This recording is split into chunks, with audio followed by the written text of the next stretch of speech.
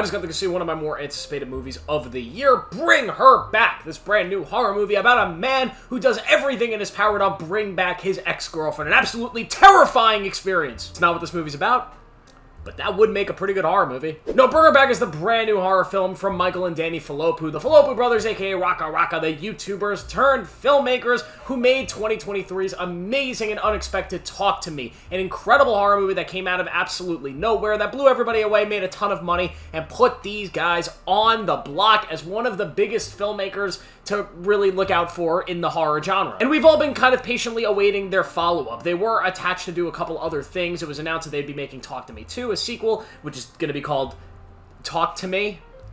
Really stupid. They were also at one point attached to do a Street Fighter movie. I believe that fell through. But instead of doing one of those bigger films and really capitalizing on their success, their big money success with Talk to Me, they've decided to make another small original horror film, a film that honestly feels smaller than Talk to Me. And I gotta be honest, Bring Her Back absolutely blew me away in a lot of ways and is as impressive, if not even more impressive than Talk to Me as a horror film. This is a banger of a movie. So the basic plot premise of Bring Her Back is we're following this brother and sister. They're actually step-siblings. One of the siblings is blind, the young girl, and she's pretty much being taken care of by her older brother. They come home one day to find that their father has slipped and fell and died. He's gone. So they now go into the foster care system and they're adopted by this foster mother, played by Sally Hawkins, who is very weird and has another kid named Ollie, who is even more weird. And there's something going on, right? She's trying to bring somebody back. There's demon rituals, there's cult-type stuff, and you got your sort of generic setup for a horror movie. And that is pretty much my biggest complaint about this movie. It's the only thing I will complain about is I think the actual setup of this movie feels like something I've seen a billion times before in a billion other movies. The first, 20 to 30 minutes of this movie,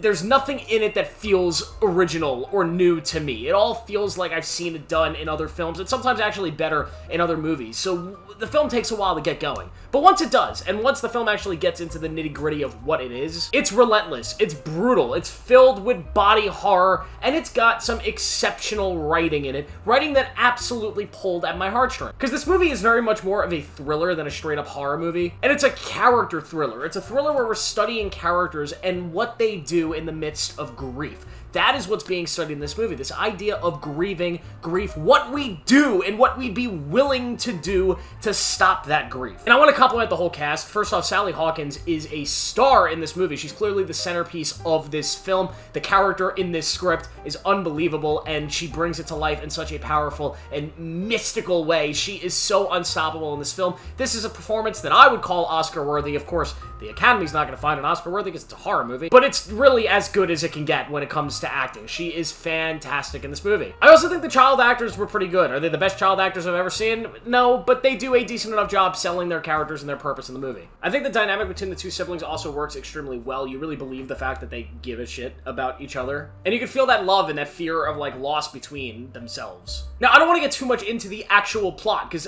a big part of this movie, like any movie like this, is the mystery of what's going on.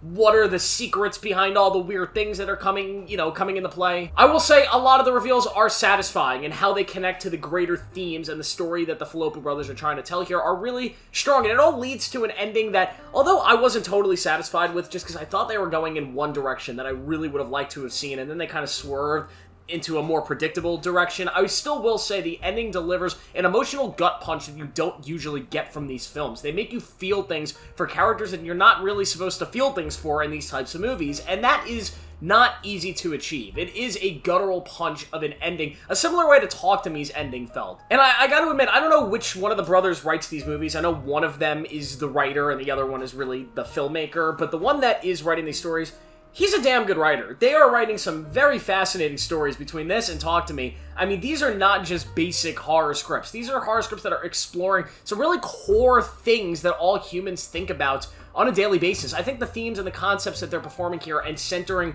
horror genre type films around are really interesting. This movie's got an incredibly thoughtful plot that I just found to be fascinating, especially for a horror movie. You just don't really see horror movies pulling stories like this and telling stories in this way, and I really appreciate it, man. These guys can write, and I'm really excited to see what they do with more. And I can already tell as filmmakers and storytellers, they have good instincts, and what I mean by that is after Talk to Me, they had the option to go make gigantic movies, a gigantic sequel to Talk to Me, you know, a big franchise film in Street Fighter. They had the chance to go make a lot more money and make bigger money movies, and they instead decided to do this film, which is a film that's clearly very personal to them. It's a script that they've clearly had for a very long time, and it's a movie that's, to be honest, this movie feels smaller than Talk to Me, and for them to make that choice to make something smaller, but because it felt right, because it felt like the right story for them to tell at this period in time, shows that these guys are storytellers at their core, and that's what they're going to be fighting for throughout their career. It's not just going to be, let's go get the biggest piece of pie that we could find. And whatever they do next, whether it's Talk to Me 2 or whether it's something original again, I'm very, very excited to see. And I'm always interested to see a filmmaker's, or in this case, two filmmakers, their third movie, because it's always the first two that end up being really, really great, and then after the first two, you start to see either the pretentiousness come out, or the greediness, or the too self-indulgent, or they'll start to, like, self-indulge in different things. Like, you see what a lot of filmmakers, Ari Aster, who's one of my favorites, Midsommar, Hereditary, two of my favorite horror films ever, and then Beau Was Afraid.